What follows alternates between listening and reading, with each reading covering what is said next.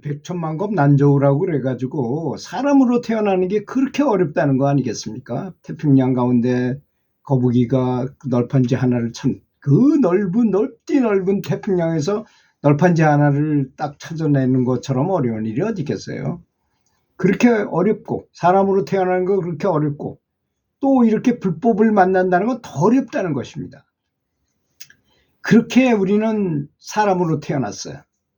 그리고 또 참 천만다행으로 불법을 만났어요. 사람들 모두 자기 자신 안에 아주 교묘한 형태로 잠재되어져 있는 똑같은 사랑과 자비, 불성, 놀라운 강력한 마음의 힘을 가지고 있다고 합니다. 그게 구체적으로 좀 들어가 보면요, 이 인도에서 만트라라는 거 있잖아. 주문을 외우는 사람들 중에서는 불 없이도 온 산에다 불을 낼 수도 있고 또 산을 들어서 옮길 수 있는 힘이 있다 그래요. 그래서 이걸 통체적으로 종합해 가지고 한번 그 힘을 비교해 보니 사람한테 가지고 있는 정신의 힘이 어느 정도로 강력하냐.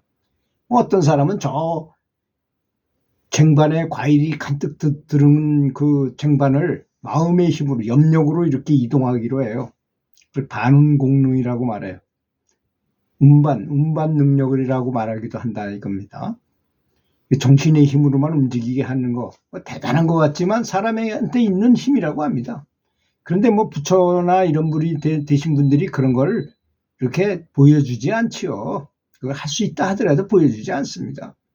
예수님도 오병이어의 기록 5개의 떡덩어리하고 떡 5개하고 고기 2마리를 가지고 3,000명을 먹일 수 있게 한 그런 기적을 행한 것도 그 어머니가 우리 아들이 그렇게 할 수 있다는 걸 알고 성모 마리아가 거기서 채근했기 때문에 좀 해라. 사람들이 굶어 죽는데 어떻게 하느냐 해봐라. 해서 그때 이제 감사한 마음으로 기도해가지고 오병이어의 기적을 나타내신 것일 뿐입니다.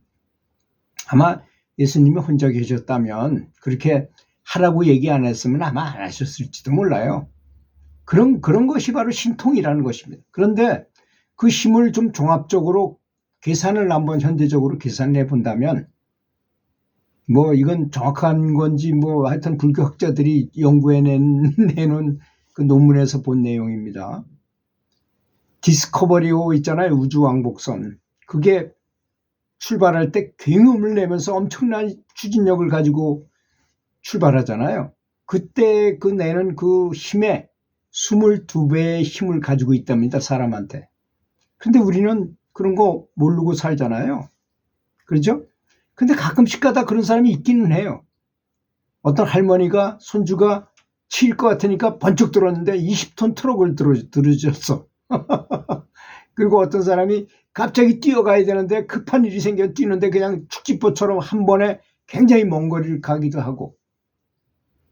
그래서 그런 게 없는 건 아니구나 하는 걸 느낄 때는 있어요. 우리는 그런 걸 사용할 줄 모르니까 그런 힘이 있는지 없는지 뭐 하늘을 날 수도 있고 물 위를 걸을 수도 있고 하는 능력이 있는데 사용할 줄 모르고 사용하지도 않으니까 그런 걸 수련한다면 그렇게 할 수도 있겠지요.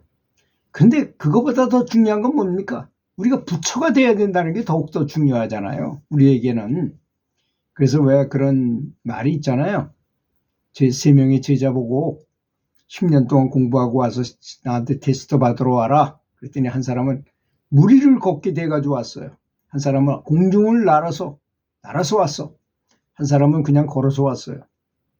그랬더니 스승이 하신 말씀이 그래서 물 위를 걷는 제자가 시범을 보면서 보여주니까 야 이놈아 결국 물고기는 물속을 아무데나 자유롭게 다닌다. 그런 재주나 배워가지고 그깟 놈을 뭐에 써먹느냐. 또 하늘을 나는 그런 아주 의기양양하게 들어온 제자 보고는 야 새들은 내 새가 돼서 뭐 하겠냐. 그까지 새들이 하는 재주 정도 배워가지고 뭐 하겠느냐. 그런데 그 3번째 제자는 걸어서 오면서 저는 지혜를 얻었습니다. 네가 바로 나의 진정한 제자고 제대로 공부한 사람이다라고 말했다고 해서 그러잖아요. 그것처럼 사람은 지혜를 구해야 된다고 저는 생각합니다. 지혜를 구하면 모든 건 다 되기 때문이잖아요. 그런 예가 실제로 있잖아요. 솔로몬, 다윗 왕의 아들인 솔로몬이 왕이 되었을 때 기도를 했어요. 왕이 되니까 좀 근심도 되고 어떻게 해야 될까 걱정도 될 거 아니겠습니까? 그래서 기도를 했는데 일천 번제를 드렸다 그랬어요.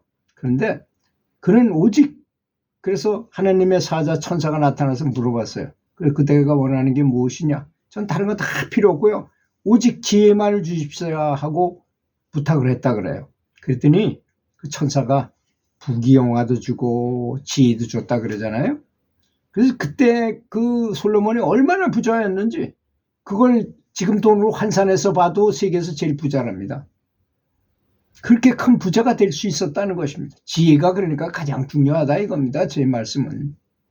그렇기 때문에 사람으로 태어난 영광에도 태어난 그 귀한 그런 영광을 가졌음에도 그런 게 있는지 없는지도 우리 마음속에 그런 거대한 사랑의 강이 있고 대단한 지혜가 있는지도 모르고 죽는다는 것은 정말 가장 큰 낭비일 것입니다. 아마 지상에서 가장 큰 낭비일 것이에요. 우주에서도 가장 큰 낭비일 것입니다. 사람한테 그렇게 좋은 걸 다 장착을 해줬는데도 불구하고 그래서 어떤 사람이 비유하기를 그렇게 말했어요. 아버지가 공부 잘 못하는 아들 보고 네가 대학만 들어가면 내가 차 한 대 사주마. 근데 정말 이놈이 어떻게 좋은 대학에 합격했어요. 그래서 아버지가 관무량 수경을 한 권 주면서 야 이걸 잘 읽어봐라.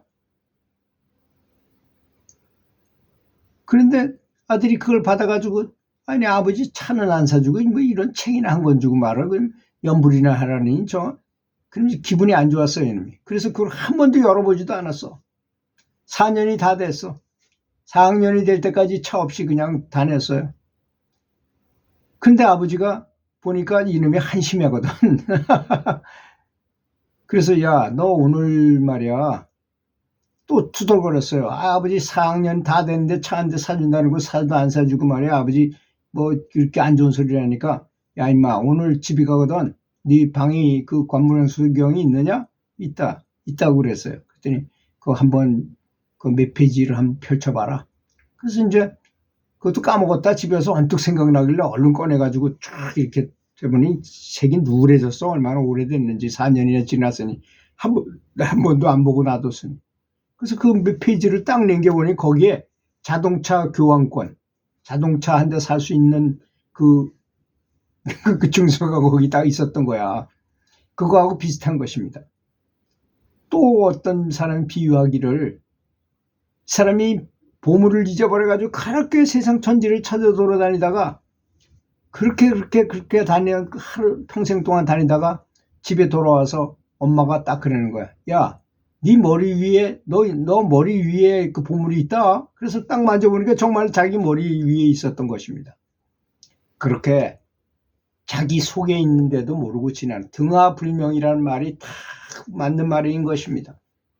그래서 우리가 연불을 한다는 것은 이런 우리 속에 있는 부처를 깨닫고자 하는 것이 바로 연불의 목표라고 생각해야 할 것입니다. 연불에서 극락왕생, 물론 극락왕생 당연히 발언하고 그렇게 해야 되죠. 하지만 더 큰 목표도 반드시 같이 겸해서 해야 될 것입니다. 성불을 하겠다는 생각을. 왜냐? 연불을 해가지고 부처님하고 잘 통할 수 있고 부처님과 하나가 되는 것이 계속 연결되다 보면 내가 부처가 정말 될 수 있기 때문인 것입니다. 이 연불만 해가지고 성불하신 분들이 많이 있다는 걸 알아야 될 것입니다. 우리는 연불하면 그냥 극락만 가는 줄 알고 있어요. 그거는 좀 너무 탑이 낮은 생각이라고 저는 생각해요. 반드시 성불을 하기 위해서 연불을 하시고 극락왕생하기 위해서도 연불하시고 하시라는 것입니다. 우주에서도 가장 큰 최고의 낭비는 사람이 스스로 엄청난 사랑의 강이 있다는 걸, 또 놀라운 지혜를 가지고 있다는 것을 모르고 죽는 것입니다. 부처의 힘, 부처가 내 안에 있었다는 걸 모르고 죽는 것. 자신도 부처가 될 수 있음을 모르는 것만큼 안타까운 일이 어디가 있겠습니까? 염불하셔서 반드시 성불하시기 바라겠습니다. 들어주셔서 감사합니다.